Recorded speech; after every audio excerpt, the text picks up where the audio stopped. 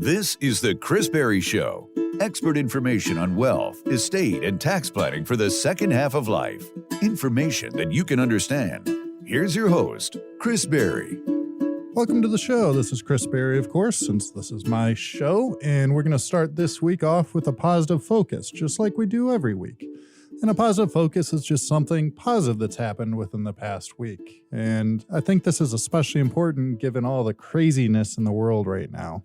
So my positive focus will be my family, my children specifically. My son Ryan, who's now 10, and my daughter Madison, age 7.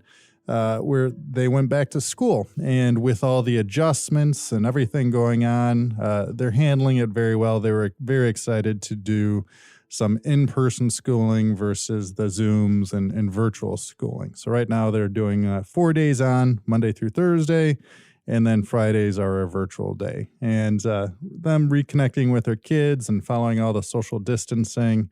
It's just amazing how resilient children can be. So that brings me some joy in this crazy, crazy world that we're dealing with. Now, what we're going to do on the show today is we're going to focus on the changing world of retirement and legacy planning. And understand that our parents' retirement is going to look different than our retirement just because the world's changed. And I'm not just talking about the pandemic. I'm talking about things that have been happening over the last 5-10 years. And we're going to talk about the old paradigm versus the new paradigm. So the old paradigm is the way that your parents retired. And approaching retirement like your parents approached it might not yield the best results.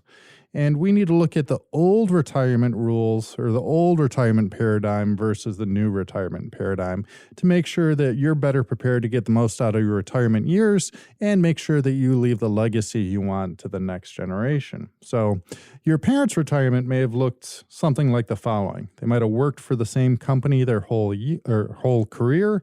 They might have retired at age 65 and then received a large pension. That pension covered many of the lifestyle expenses. And then upon that pension, they also received Social Security, which could provide some supplemental income. So the pension was to cover the paychecks that you lost in retirement, and Social Security would have been the paychecks. And really what it did is it put less of an emphasis on managing your own investments and more of an emphasis on your employer basically taking care of things for you. Now, our world is different, and as you're moving into retirement, understand it's a different world out there. Your parents wouldn't recognize the world of retirement planning into which most retirees are now venturing. How do you chart a course in this changing world of retirement planning? Retirees these days need to plan more than ever, and your retirement will likely look much different than your parents'. Here's a couple reasons why. Well, now the average person works for 7 different companies throughout their career. That's very different. For example, my father, he was a professor for, I think, 47 years, all at the same community college. He was a professor, an associate dean, and basketball coach at Oakland Community College for 47 years. And many of his other colleagues and teachers were there that whole time as well. Versus now, people jump around from different positions, different jobs, and sometimes even different careers. Also, for many individuals, the 401k replaced the pension. So what I see when we were doing a lot of our in-person workshops, I'd ask people to raise their hand and say, who here has a pension moving into retirement? And probably when I started my career about 15 years ago, 3/4 of the room would raise their hands. Then it dropped down to about a half. Now, prior to the pandemic, maybe 1/4 of the room would raise their hand to say that they had a pension. And what I find is a lot of those that do have pensions end up doing a lump sum buyout for a variety of reasons. A lot of it is they don't have faith in the current company. A lot of it involves that they want to take it to the private marketplace to see what they can get in terms of kind of rebuilding that pension or recreating it with an annuity or even just taking more control. Because if you do take that straight pension, especially if you take the straight life pension, if you pass away, all that money is gone versus if you take the lump sum buyout, you have more control. So again, for many individuals, the 401k is replacing that pension. For many now, retirement is self-funded. So in the past, you worked for a company for 40 years. I actually had a conversation last week. Individual worked for Ford for 45 years and had a very good pension because of it. We don't see that as much anymore. And Social Security may cover very little of the lifestyle requirements. For many people now, Social Security is kind of the bedrock of their retirement income stream, which is kind of scary, and we'll talk about why that is, given some of the concerns that we have for Social Security.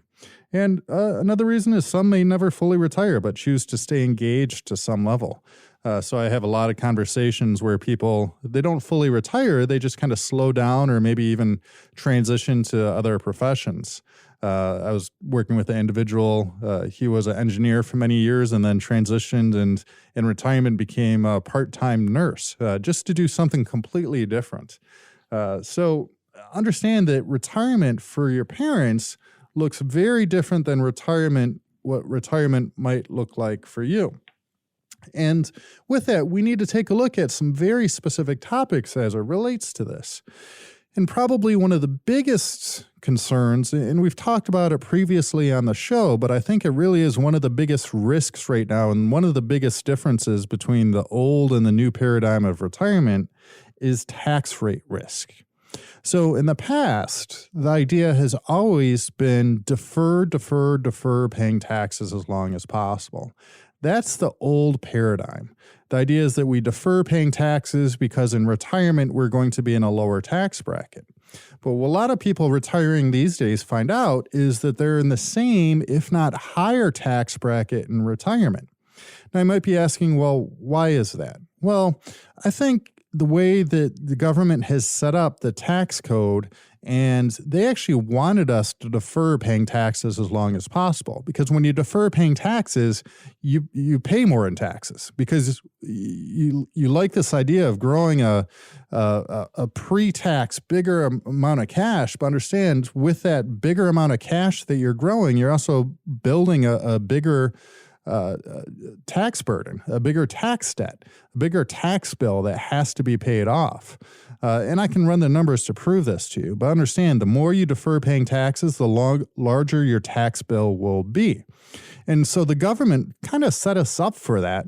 But what happened is that the government took on a lot of debt with the idea that they're going to receive this larger tax bill in the future, but they ran up so much debt, it's almost like they're going to go bankrupt. And that's why we have so many of these tax law changes that we've had the last 2 years with the Secure Act and the CARES Act. Government realizes that they're kind of running out of money, and they have to start calling that tax debt. So the old paradigm and what your parents did is they deferred if they did have a 401k, they deferred paying taxes with the assumption that in retirement, they're going to be in a lower tax bracket. And maybe you're listening to this and this is resonating with you right now. Maybe you're retired and you're like, yeah, I'm in the same, if not higher tax bracket now, because you deferred with the idea that you're going to be in a lower tax bracket in retirement. But what a lot of people found is one of the things they lose is a lot of the common deductions they had during while they were working. And there's 4 main deductions that typically you have while you're working that you lose as you move into retirement. And the first of those is children, so dependents. So raise your hand if you think you're going to have more kids in retirement. Most people won't, right? So you lose the dependents. Most people have paid off their mortgage in retirement, so they can't count on that as a deduction, right? We want to pay off our house. And that may or may not be a good idea. I actually had this conversation last week with an individual, and we're running the numbers with this amazingly low interest rate environment that we have right now. Refinancing is happening all the time, and they had a refi rate of about 2.75%. And they're deciding, do I pay off this mortgage or do I look at putting that money into the market? And there's pros and cons to each, and we can actually go over that if you wanted to. But mortgage deductions, typically we lose those as we move into retirement. Contributions to 401ks, IRAs, we lose that as we move into retirement. And then the fourth thing is charitable deductions. Not to say that we're not donating to charity. It's typically in retirement, we donate our time, not our money in retirement. And so because we lose a lot of those common deductions, all of a sudden we might be in the similar, if not higher, tax bracket in retirement. And then also understand that what happens when you turn 70.5, which is now 72, thanks to the Secure Act? Well, now you have to take out required minimum distributions. So are those taxed? The answer is yes. And then what happens at least by age 70? Well, we've claimed Social Security. Is that taxed? Potentially, and we'll talk about that. But chances are that will be taxed now. So now we have the RMDs. We have our Social Security. If we have a pension, is that taxed? Yes, that's taxed. And all of these things are taxed at ordinary income tax rates. So maybe we have a pension, maybe we do have Social Security, maybe we have required minimum distributions coming out. So we have this more income than maybe we thought or we planned that's going to be taxed. And then on top of that, we lose those deductions on the bottom end. So because of this, a lot of times I find my clients are in similar, if not higher, tax bracket in retirement. Many of my clients have around $100,000 worth of income that puts them in the middle of the 22% tax bracket. And they might have been a little bit lower or a little bit higher while they were working, but still a lot of times they're in the same tax bracket, that 22% tax bracket. So the idea here is that if we're going to be in the same tax bracket or have the same amount of income, and here's the other thing, is the old paradigm is that once you retired, your expenses went down. But what I found in this new paradigm is a lot of baby boomers, when they retire, now they want to start traveling.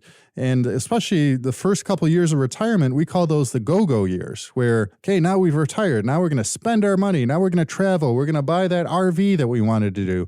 We're going to fix up the house.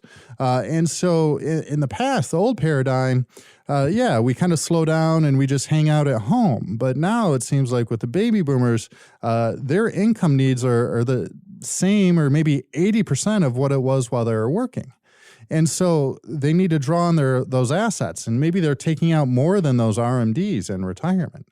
So again, we have to look at the old paradigm versus the new paradigm, and the rules that we had in the past may not apply moving forward. And probably the biggest issue with this is again, the tax risk. Is that, okay, given this concept that we're going to be at the same income level, maybe in retirement or pretty darn close, does it make sense to continue to defer paying taxes? Does it continue to put money into those 401ks, those IRAs? Should we be overfunding those accounts? And the answer is probably not. Because guess what? Let me ask you this question. Do you think taxes are going to go up or down in the future? Well, just like baby boomers who are spending in retirement and looking to travel, so is our government. They've been spending. And not to get political, but both sides have been spending. It's just that they're spending on different things. And right now, coming into 2020, we had a $23 trillion deficit. So a lot of people thought taxes had to go up in the future. And then with the pandemic and everything we've had in 2020, we had the CARES Act passed in March. And what the CARES Act did is added another $2.2 trillion to our $23 trillion deficit. So now we're $25 trillion in debt, plus chances are we're going to have another CARES Act, a sequel, because the first one apparently wasn't good enough. Now we're going to have a sequel, which is going to add another, depending, potentially $1 to $3 trillion to the deficit. So the question is, do you think taxes are going to go up or down in the future? And then also add into the fact we had the Tax Cuts and Jobs Act that was passed in 2018 and lasts from 2018 to 2025. And what the Tax Cuts and Jobs Act says is that marginal tax rates from now until 2025 are going to be 3 to 4% lower across the board. So right now, if you're at the 22% tax bracket, understand that in 2025, that's going to be a 25% tax bracket. So just by paying the taxes sooner rather than later, you're going to save about 3 to 4% on your taxes. Now understand, we're not guaranteed that the Tax Cuts and Jobs Act will last till 2025. Because remember, we're in an election year.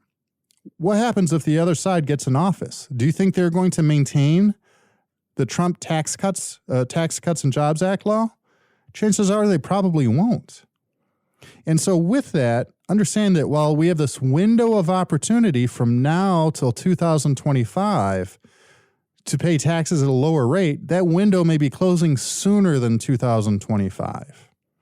And so this is the first thing you need to think about as it relates to this old versus new paradigm of retirement planning, the changing world of retirement planning.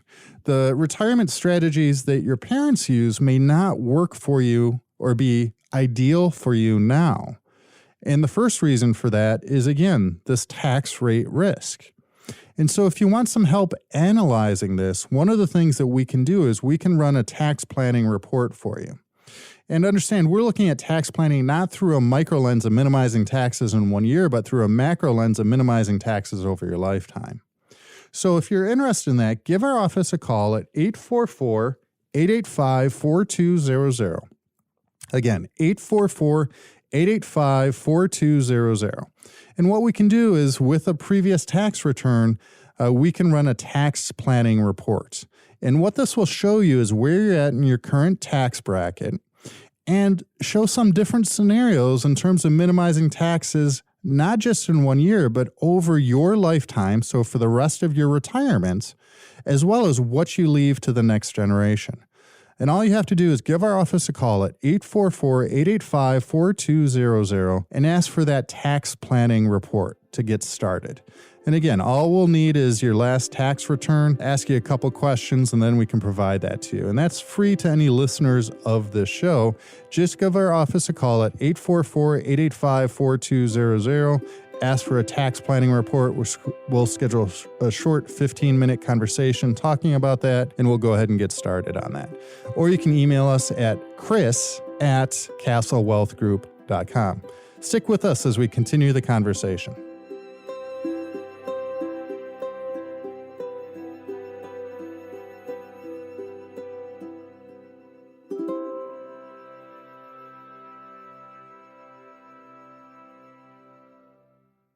Hi, we're Madison and Ryan Berry. Our dad is Chris Berry from the Castle Wealth Group. The Castle Wealth Group used to be the elder care firm, but Dad wanted the company to be broader in its scope of services. To not only protect and preserve assets, but to help people grow their assets to prepare for retirement. As a certified elder law attorney and fiduciary financial advisor, our dad and his team at Castle Wealth Group can help you with lots of important things. To tell you more, here's our dad, Chris Berry. Thanks, Maddie and Ryan. Here at the Castle Wealth Group, we can help you put together an estate plan to avoid probate, work with you on a tax plan to keep more money for your family and less for Uncle Sam, and protect you against the devastating cost of long-term care. Our team is here for your family. I invite you to learn more about the Castle Wealth Group at our next free workshop, where you will learn the 3 steps to create a legal, financial, and tax plan for the second half of life. Call us today to register at 844-885-4200. The Castle Wealth Group, formerly the elder care firm. Learn more at thecastlewealthgroup.com today.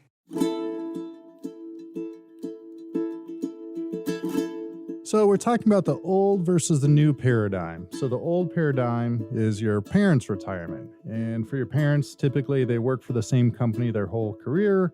They retired at age 65, received a pension that was going to really fund a lot of their needs and expenses in retirement, relied on Social Security, but really it was supplemental income. It was the play money versus the money used to cover their expenses. And really, there was more emphasis on the employer taking care of the employee's retirement, since typically the person worked for the same company maybe their whole career. Versus now, the average person works for 7 different companies during their career. A lot of times there is no pension, or if there is a pension, they took a lump sum buyout. And for many, retirement is mostly self-funded, meaning you need to plan out your own retirement, or with the help of a professional, hint, hint. And Social Security may cover little of lifestyle requirements, even though people are depending on Social Security more than ever. And some may never fully retire in the first place. And so previously we talked about what I think is really the number one risk facing retirees these days, and that's tax risk. Now what we're going to do is talk about the old versus new paradigm as it relates to retirement distribution planning. So think about retirement like this. It's kind of like climbing a mountain. You've worked your whole life. You've climbed to the top of the mountain. You take a big, deep breath, sigh of relief, But then you realize you need to get back down the mountain. And don't quote me on this, but I saw a stat, but most people that climb Mount Everest who end up passing away, they don't pass away on the way up, they actually pass away on the way back down. So understand that as you move into retirement, you're moving into a different phase in life. You're moving from the accumulation phase where it's all about accumulating wealth to now the preservation and distribution phase, where now it's all about preserving and distributing those assets in retirement and for your legacy. And so the old paradigm, it was all about relying on what we call the three-legged stool. You would have a pension, you would have Social Security, and maybe have some investments to cover any gap if there was a little bit of a gap. But really, what we saw in the past is people would just basically rely on their pension. That would cover their living expenses. And then Social Security, that would be kind of their fun money or play money. And then if they needed to, they could tap into some of their investments. But really, that was left to the next generation. Versus now, if you look at that three-legged stool, well, carve out that pension stool or pension leg, because even if you do have a pension, I'd say 3/4 of the people we work with end up lump summing that out, taking that buyout. And then Social Security, well, maybe we cut that leg in half because understand that Social Security, there's some writing on the wall. Not to say Social Security won't be there, but there's some problems with Social Security. Where if you look at your Social Security statement, I think the latest one said that unless changes are made, they're only going to be able to pay out 74 cents on the dollar by 2034.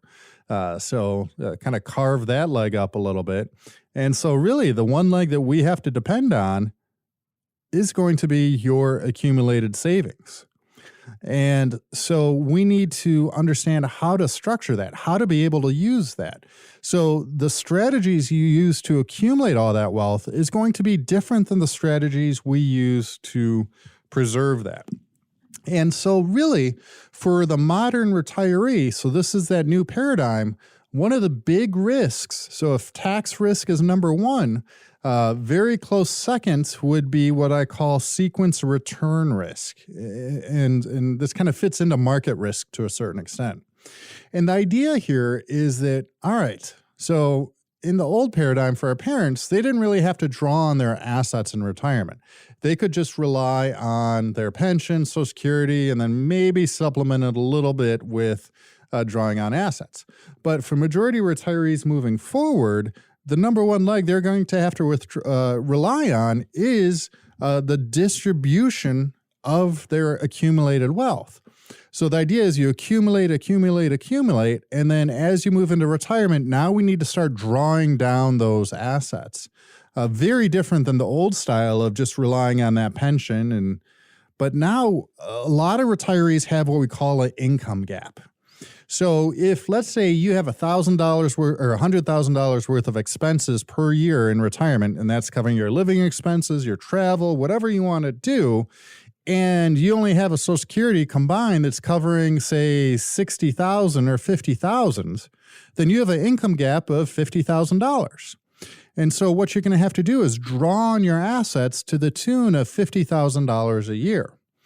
Now, there's different strategies on how to do this. And one of those strategies, and this is a little bit of that old paradigm, is to rely on the 4% rule. The idea that, well, as long as you take out 4% of your investments and you just rely on the dividends and everything like that, you're going to be okay. Well, unfortunately, we have what's called sequence of return risk. And this really could be the dagger in the heart of the 4% rule. And what sequence of return risk says is that if we're drawing assets out as the market's going down early in our retirement, it can have a devastating effect on our retirement. And I know you're listening to me right now, but when I'm sitting next to clients, I have a handy graph to show them. And I can send this to you if you're interested in this. A simple front and back description showing exactly the effects sequence of return risk can have on your retirement. All you have to do is just email our office at contact@castlewealthgroup.com, put the subject line sequence of returns, and I'll email this out to you. But what it shows you is that if we have a situation where an individual has a $100,000 account and we have Mr. Lucky and Miss Unlucky, and the only thing we do is we switch the sequence of returns. So assume a 6% rate of return because that's what we've been beaten into our head, and that fits into that 4% concept, right? As long as we just pull out 4% a year, we're going to be okay. And the markets over time give us 6%, right? That's kind of the guidelines. That's that old paradigm, right? Well, the problem with that is if we have a big downturn in the beginning, think a 2008, a 2002, a March 2020. Now, we did have a comeback, but if you look at employment and everything, we might have another dip. But if we have a big downturn right in that beginning, it can have a dramatic effect on retirement. And I can send you this graph. It's about a 60% less money if we have the downturn in the beginning versus the end of our retirement.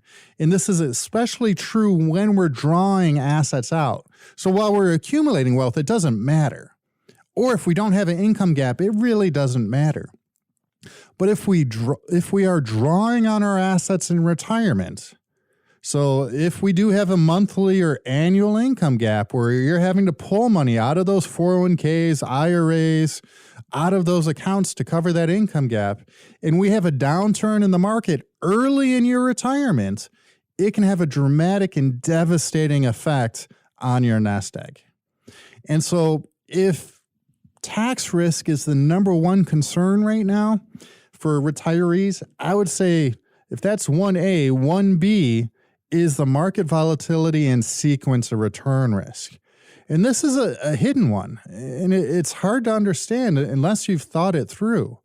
But understand that if you're drawing on your money, it's not going to have time to make a comeback, right? While you're working, if there's a downturn, you could wait it out.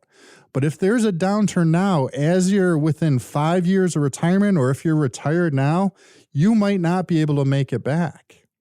And so that's why we have certain strategies to try to protect against this sequence of return risk. And this is really the dagger in the heart of that 4% rule. That 4% rule makes a lot of sense in the old paradigm when we're in a 12-year bull market. And yeah, we could basically just assume that the market's going to go up 6% a year at least over time. And I'm not saying it won't, but understand that when you're in a 12-year bull run, everything's pretty darn easy. Right. And I like to sit down with people and say, oh, yeah, we've been doing good. My stockbroker or whatever, he's been doing good for me last couple of years or last 10 years. I'm like, well, that's great. Everyone has. You could basically throw a dart at a dartboard. The market's been going up the last 12 years. But in March, we had our first gut punch of, okay, what happens if the markets decline 30%? How are you going to feel? And that's where, as you get near retirement, we need to look at strategies to help insulate you from sequence of return risk. And maybe relying on that old paradigm of the 4% rule of just relying on income created from dividends or just withdrawing up to 4% of my principal because the market's going up 6%, I'm going to be okay. Well, maybe we shouldn't entirely depend on the market, okay? And this is where, again, we're not talking about any specific tools. The way that we work with clients, we first figure out what are your goals, figure out the best strategies to help you achieve those goals, and then pick the right tools at that time.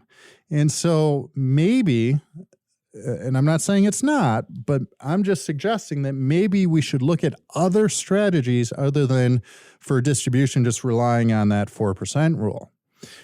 Because again, there's no guarantees that the market's going to go up 6% a year. And so if the market's going up 6%, you're withdrawing 4%, yeah, you're going to be okay. But what if the market goes down 30% and doesn't bounce back right away? Are you going to be in the same position? Maybe it's time to look at insulating yourself from that sequence of return risk.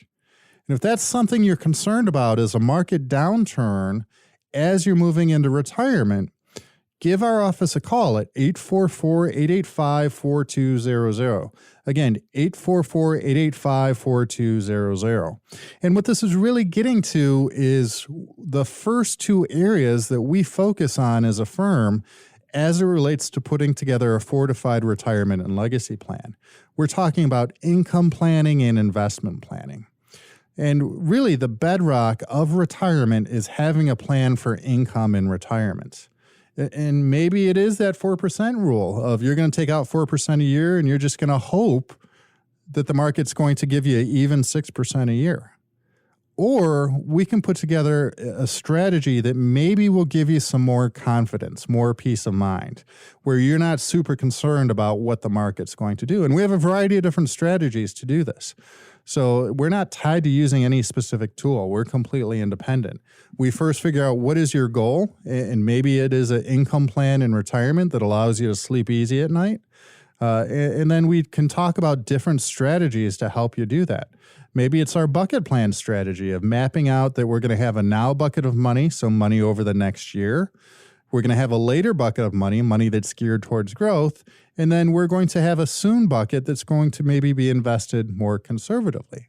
Or maybe we look at some tools that guarantee, based on the guarantees of the company, that you won't lose any money and you can participate in at least a portion of the growth. So again, we're completely independent. We have different strategies based on what your goals are, and we can use any tool in the investment world. And so if you're concerned about moving into retirement and that sequence of return risk and the market going down right as you're about to retire, give our office a call at 844-885-4200, and we can develop an income and investment plan. We can map out how your income is going to work in retirement, how we're going to rely on Social Security. Should we take it right away? Should we delay taking Social Security? That's a conversation in itself. And then look at your investments. How should we be looking at our investment? How much risk are we willing to take on?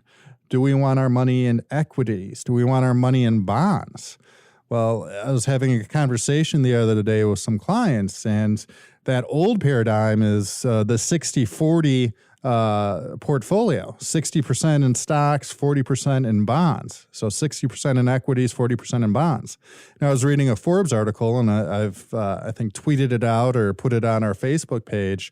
There's an interesting Forbes article that said the 60-40 portfolio may be dead because of the low interest rates on bonds. Bonds are really underperforming right now. So maybe now's the time to look to bond alternatives. So everyone's so happy about the interest rates being so low so they can do all these refinancing, but understand that's also affecting the bond market. So that's one of the things where that 60-40 mix in your portfolio might not be the best mix anymore because your 40% in the bonds are severely underperforming. And that's where we can look to some other alternatives for that 40%. Maybe we still have 60% in equities, but maybe that 40% instead of bonds, we look at some other tools that offer guarantees, meaning that you're not going to lose your money, but you can still participate in the growth to a certain extent.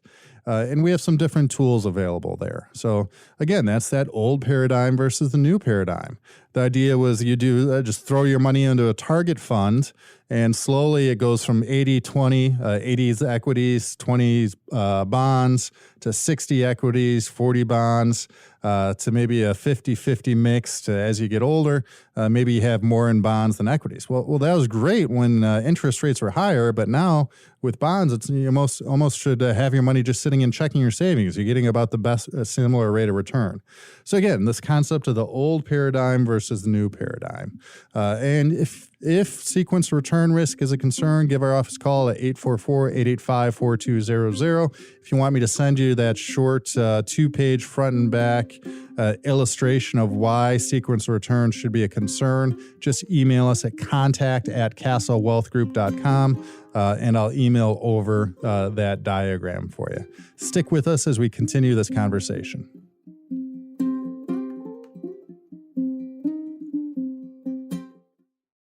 Hi, Madison and Ryan Berry here from the Castle Wealth Group, formerly the Elder Care Firm. Our dad is Chris Berry. He's an attorney and fiduciary financial advisor, which means he helps families plan, protect, and preserve their assets. The entire team at the Castle Wealth Group can help you with lots of important things. To tell you more, here's our dad, Chris Berry. Thanks, Maddie and Ryan. Here at the Castle Wealth Group, we can help you put together an estate plan to avoid probate, work with you on a tax plan to keep more money for your family and less for Uncle Sam, and protect you against the devastating cost of long-term care. Our team is here for your family. I invite you to learn more about the Castle Wealth Group at our next free workshop, where you will learn the 3 steps to create a legal, financial, and tax plan for the second half of life. Call us today to register at 844-885-4200, 844-885-4200, or visit us at castlewealthgroup.com. The Castle Wealth Group, formerly the Elder Care Firm. Learn more at thecastlewealthgroup.com today. So we're talking about the old paradigm versus the new paradigm. The old paradigm of retirement, if you remember, is working for the same company your whole career. My father was a professor at the same community college for 47 years. A lot of people retire at 65 and receive a pension. Pension covers most of the lifestyle expenses, and then relying upon Social Security for supplemental income, that play money. And again, it's really putting less emphasis on your own personal responsibility of managing your retirement and more emphasis on the employer taking care of your retirement for you. Now, the new paradigm, and this is for people, baby boomers looking to retire now or in the future, average person now works for 7 different companies during their career. 401k replaces a pension for many people. Retirement is mostly self-funded, meaning it's all about how much you've accumulated, how much you've saved. Social Security may cover very little of lifestyle requirements. A lot of baby boomers, instead of really cutting back in retirement, which was the old paradigm, now a lot of people are spending the same amount or needing the same amount of expenses, or maybe 80% of what their expenses were while they were working. And some may never retire, but take kind of part-time or consulting type work. I have a lot of engineering clients that have consulting gigs that kind of keep them moving, keep them busy, keep that mind working in retirement. And so we started off talking about the first risk, which was tax risk. And how taxes were going up in the future. And the second big risk was looking at sequence of return risk and looking at that retirement distribution planning. Now, we're going to combine those two topics a little bit now and talk about tax buckets and which accounts you should be drawing from as you're moving into retirement and having to draw on the assets, because that's really the big shift from the old versus the new paradigm, is that in the past, you had a guaranteed income source where you looked at your pension, Social Security, and generally that would cover your expenses, and you would not have what we call an income gap. But now we have to calculate what we call our fortified income score, where we look at how much of your income is guaranteed through Social Security or pension or annuities, and look at what your expenses are. And if there's a gap there, we need to identify how are we going to close that gap. And it's important to run this through the tax lens of this concept of where taxes are going in the future. And if you're like many of us that think taxes are going up in the future, then we need to think about how are we going to manage that for retirement? How are we going to ensure that our retirement and what we leave as a legacy is as tax efficient as possible? And so it's important to understand that in reality, we have 3 tax buckets. So basically, any asset can fit into one of these 3 buckets. And the first bucket is the taxable account. So this is where you get the love letters from the IRS, the 1099s, right? So this is your checking account, your savings account, brokerage account, post-tax investment accounts. Any growth here, you're going to be taxed on. So you're not taxed on withdrawing principal from these accounts. You're potentially taxed on growth, which at most, if it's longer than a year, could be capital gains, which might be 20%, let's say. It could be nothing, but it could be 20%. And then we have the tax deferred bucket. And this is really where we need to switch that paradigm, where the old school approach was defer, paying taxes as long as possible.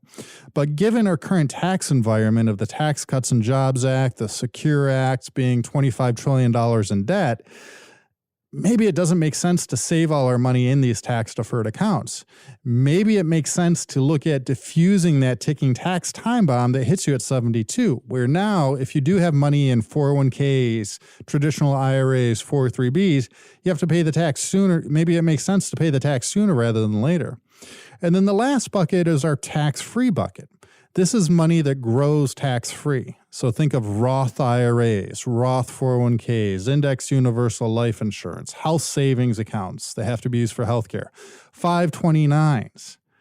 The growth here grows tax-free. So where you're at in life, if you're still saving, think about where you're saving money. Maybe it doesn't make sense to overfund those 401ks. And that's what I've seen a lot of people do as they're coming in for retirement planning. As they're coming in for advice, they see that they've saved $1 million pre-tax. Well, guess what?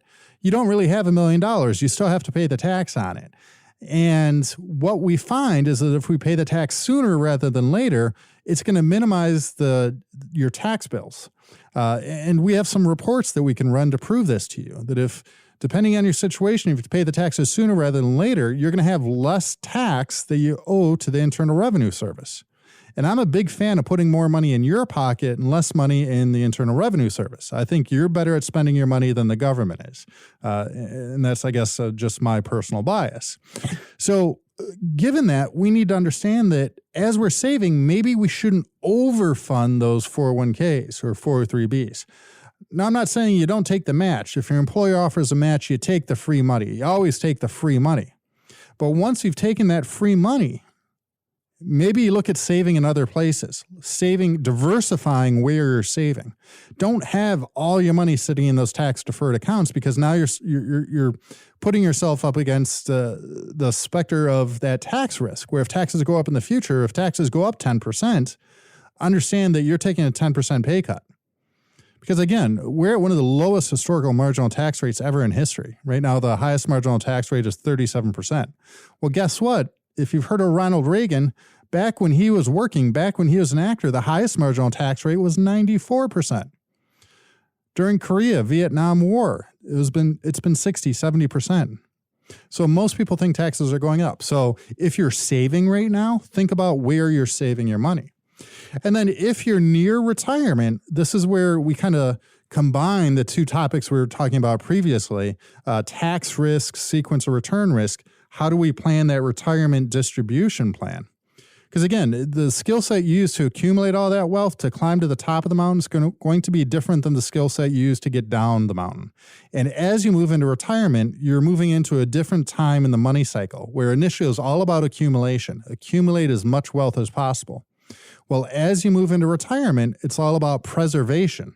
What can you do to preserve what you've created and saved? And then distribution. How should you distribute those funds? And so the advisor, the help, or the strategies you use to accumulate this wealth is going to be different than maybe the advisor, the strategies or tools you use to preserve and distribute this wealth. And this is where we need to look at tax buckets. So we need to look at what order should we draw down these accounts. And again, this is the old paradigm versus the new paradigm. The old paradigm, your parents didn't have to worry about this because they had the three legs of the retirement income stool fully funded. They had Social Security, they had pensions, and then they could draw on their assets. For the majority of people, as they're moving into retirement, they don't have a pension or they took the lump sum buyout. Social Security, we can't really depend upon that. And so really it's relying on what is our distribution plan? What is our income plan in retirement? And this is something that we help our clients with, is we help them develop an income plan in retirement.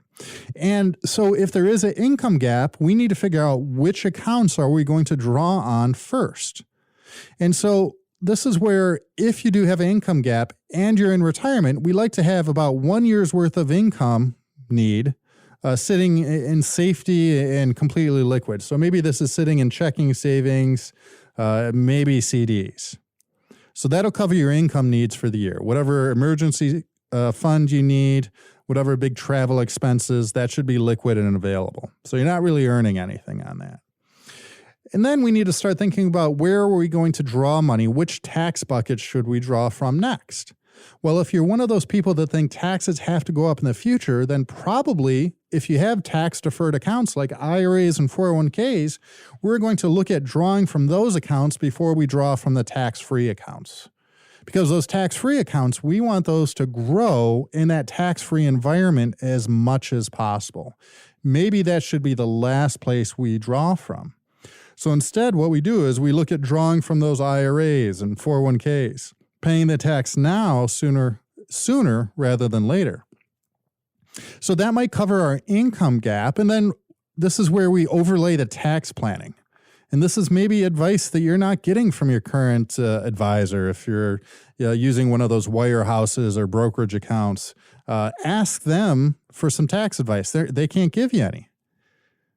But maybe we should look at using those tax-deferred accounts, paying the tax on those IRAs sooner rather than later, and that can cover our income needs. But then we look at your tax bracket.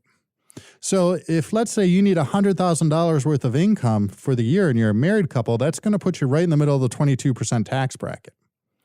Now, that's great. We pull whatever we need from the IRA, but that leaves us about roughly $70,000 before we jump into a next higher tax bracket that maybe we look at things like Roth conversions, where we pay the tax on that pre-tax IRA, and now we move it to the Roth, where now it can grow tax-free.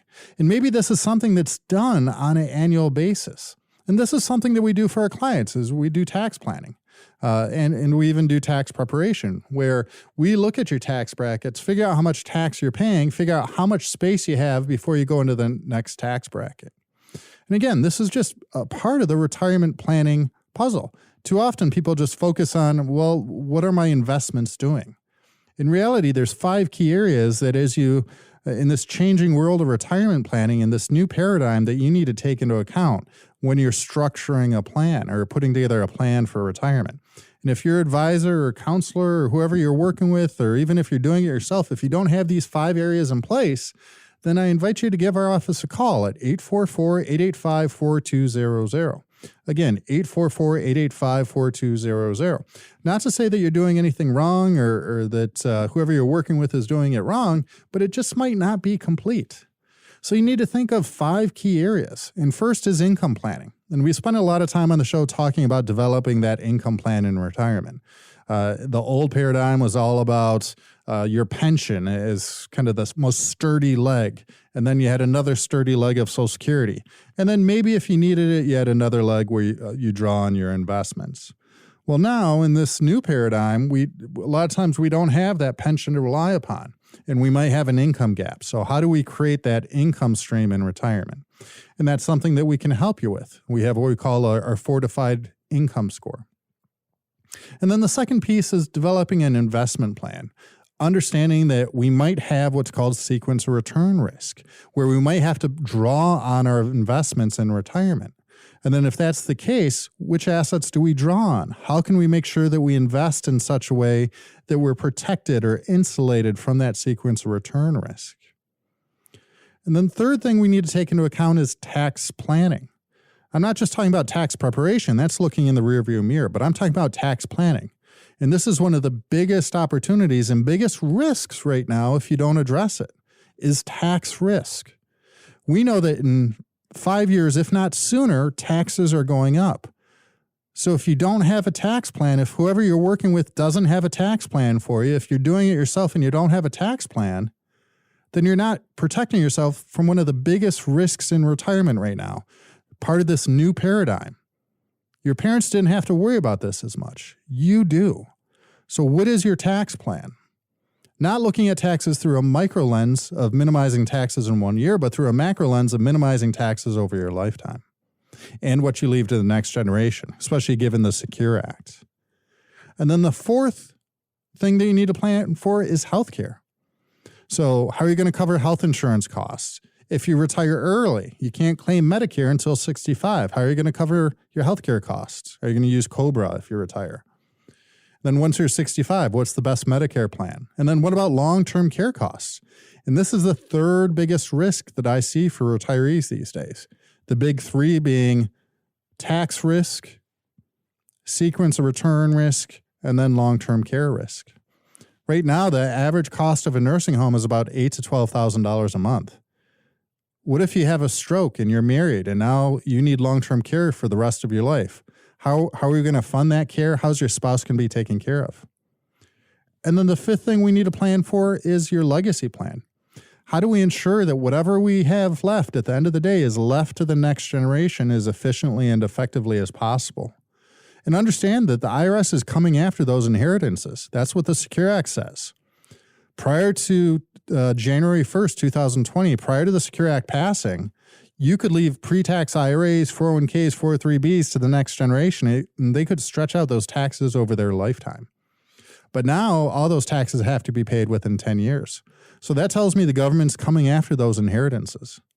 So what can you do to leave things to the next generation so it avoids probate, it minimizes taxes, and your beneficiaries are protected from divorces, lawsuits, creditor actions, bankruptcies? So those are the 5 key areas that you need to have a plan for as it relates to retirement, especially in this changing world of retirement and legacy planning. Understand the strategies that your parents used in retirement and legacy planning maybe are not appropriate in this new world, especially in the post-pandemic era. So maybe it's time to sit down and develop a plan to address your income plan, address your investment plan, address your tax plan, address your healthcare plan, address your legacy plan. Make sure that you have a plan for all 5 of those key areas. So at the end of the day, you have peace of mind and a fortified retirement and legacy plan. If you do want to get started on that, give our office a call, 844-885-4200. We are meeting clients in limited situations face-to-face, following all the social distancing guidelines, and we're doing a lot of phone calls and Zoom meetings. I've become pretty efficient at the good old Zoom meeting, so we can start this process from the comfort of your own home.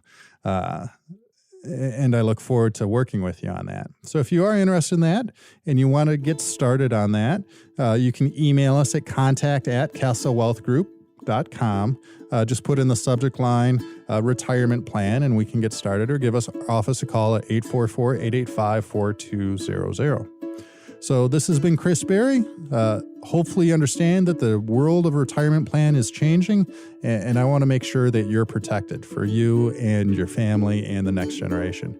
Make it a great week. Take care. Learn more about Chris Berry and how he can help your family by visiting online at thechrisberryshow.com. That's thechrisberryshow.com. You can also call Chris Berry at 810-355-2584. That's 810-355-2584.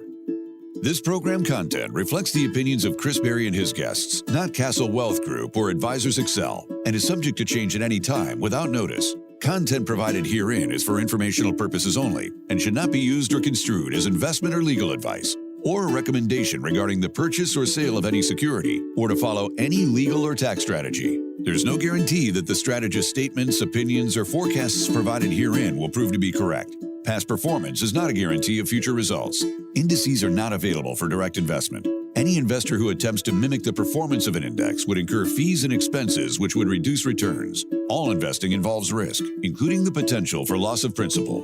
There's no guarantee that any investment plan or strategy will be successful. We recommend that you consult with a professional dedicated to your needs. This program is furnished by Chris Berry and Castle Wealth Group.